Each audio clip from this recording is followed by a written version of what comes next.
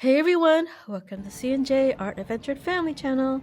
So in this video I show you about the Feria del Libro, which is an event that takes place every year from April 22nd to May 12th in La Rural in Buenos Aires.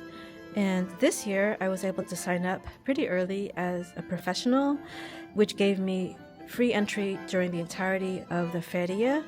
And in order to get that, you have to be connected to book publishing in some way. You have to either be a publisher, a bookseller, distributor, literary agent, a librarian, translator, or an illustrator or designer, which I am, of course. And so my friend and I both signed up as illustrators, and we went on the second day of the Feria. And during those first 3 days, it's only for professionals. And so you will have the entire place to yourself. And it was just wonderful, really, really wonderful.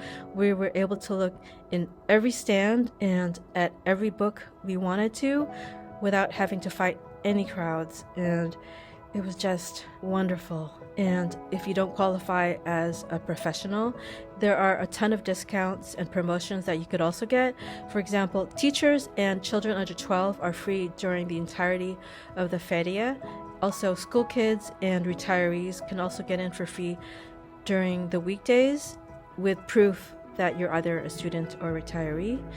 And also there's one night, April 22nd, which is free for everyone after 8 p.m. And otherwise, if you want to just go for one day, the admission is only $5,000, or for 3 days, it's $12,000. But you get that money back in discounts, so it's extremely affordable to get into this feria.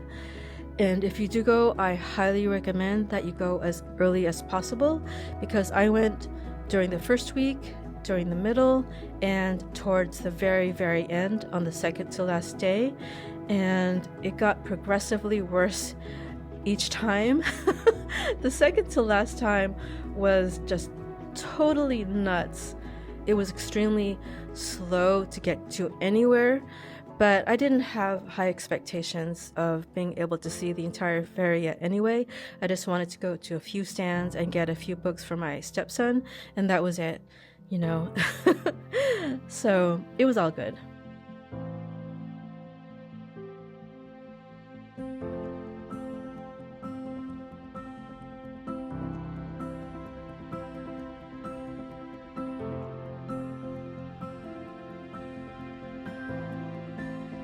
We noticed this little pigeon walking around in the first week of the feria when there was only professionals there, and as you can see, it's so empty that even a pigeon can walk around safely. I hope they got it out later that night. I don't know if they did, but anyway.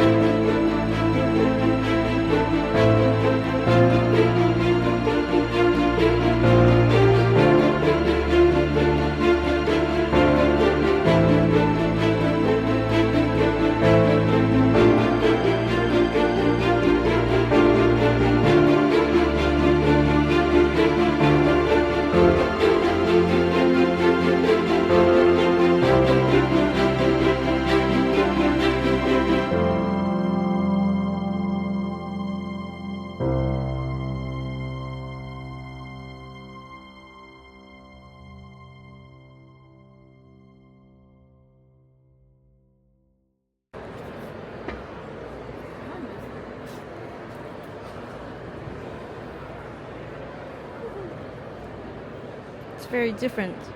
Yeah. I like more the cover. Yeah.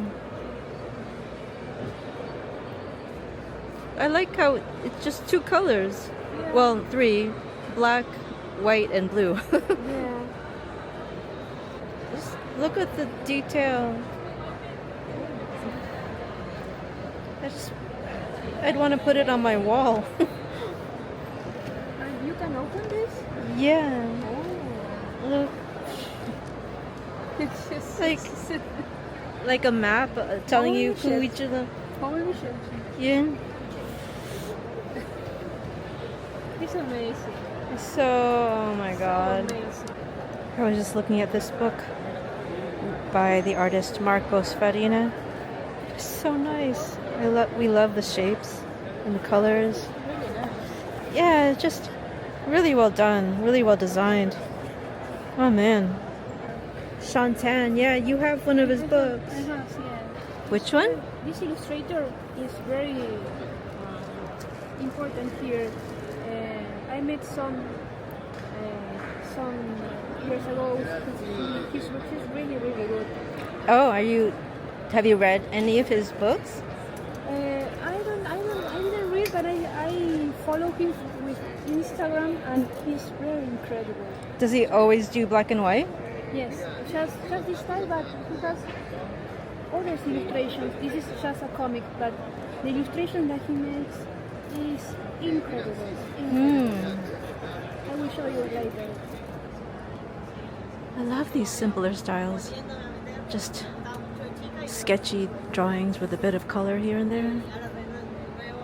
Who's the artist? Lucia Franco?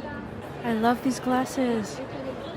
This one has Argentinian wine, and this one has Argentinian food, and then Argentinian drinks. So cute. And here is a line of illustrators waiting to show their work to this company, to this public publishing house. They have really good stuff. I wonder if the next famous Argentinian illustrator is right there somewhere. So I wanted to talk about why I'm making this video and why I love this book fair. And I guess you either love books or you don't. And I've always been a reader. I've always collected books, and I illustrate books for a living. And so, of course, this place for me is heaven. And looking at all the various art styles, like the hundreds of different children's book illustrators that I can discover there and look through all their work. I know you can do the same thing online and just find things on Pinterest or Instagram and stuff like that. But for me, there's something about looking through the physical book. And now that I have a small haul of books that I brought back with me, I've been looking at them every morning before I start work and getting inspiration from them. And there's always something I can learn, like how they design the page, how they design characters, how they think. For example, Marcos Farina, his designs, I'm just so fascinated by how he thinks, and it's just something I never would have thought of. And so I just love discovering artists like that. I don't know, it's like learning a new language. It increases my creative vocabulary in a way. So the one book I got on the first day that we were there is a book illustrated by Benjamin Lecomte, the book that I wanted to have autographed the following week. But even without his autograph, I really, really love this book. The stories are really interesting, and they're helping me to improve my Spanish. And I just love looking over the artwork and trying to figure out, how did he create these paintings? Like, does he work digitally or traditionally? Even so, like, how does he do his brush strokes?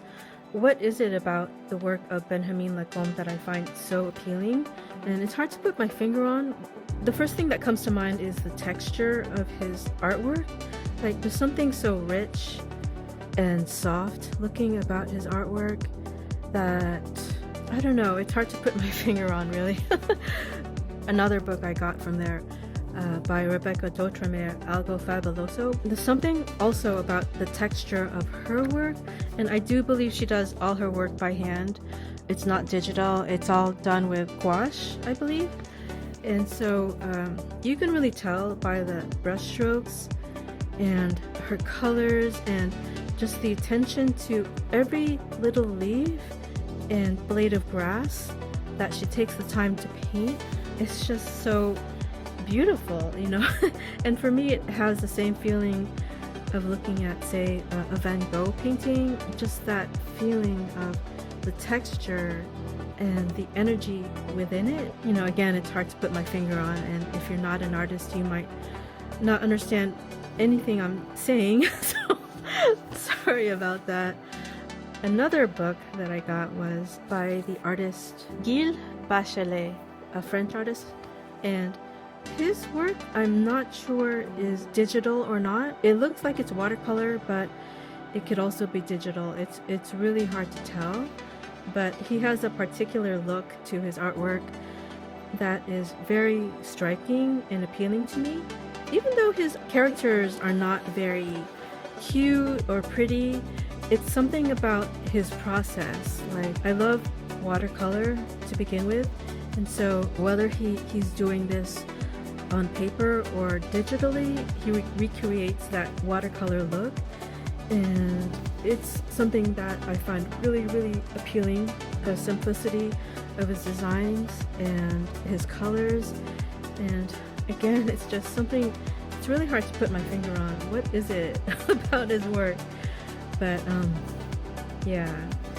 And another book that I got that is completely different from those other artists is Los Conejos Locos, Van en Lancha by Ben Mantle, and his work is definitely digital, and it's very cartoony, and it's simple but complex at the same time because he's got a lot of characters and a lot going on every single page, and everything is cute and everything is very easy to read, and I just love his artwork. And again, it's really hard to put my finger on why I love it. It does remind me of the books I used to love as a kid, the Richard Scarry books. I wouldn't be surprised if he was inspired by that artist. And the last book I got is Contar Buenos Aires by the illustrator Marcos Farina, and I just discovered him this year,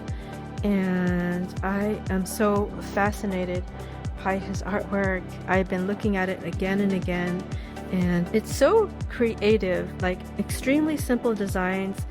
He only uses squares, circles, triangles, and rectangles, also very few colors.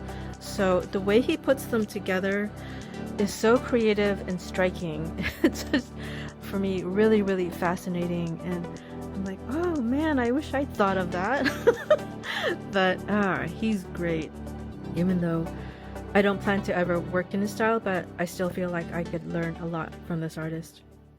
So I had said earlier that I had gone to the Feria del Libro on the second to last day to get books for my stepson, and that is one of the books I got for him, a little book of science experiments that he could do with his father, and that was around 10,000 pesos. And I also got him a bunch of Star Wars and Ninjago minifigures for a really good price. They were like 2,500 each, so I was really, really happy to be able to get a bunch of those for him.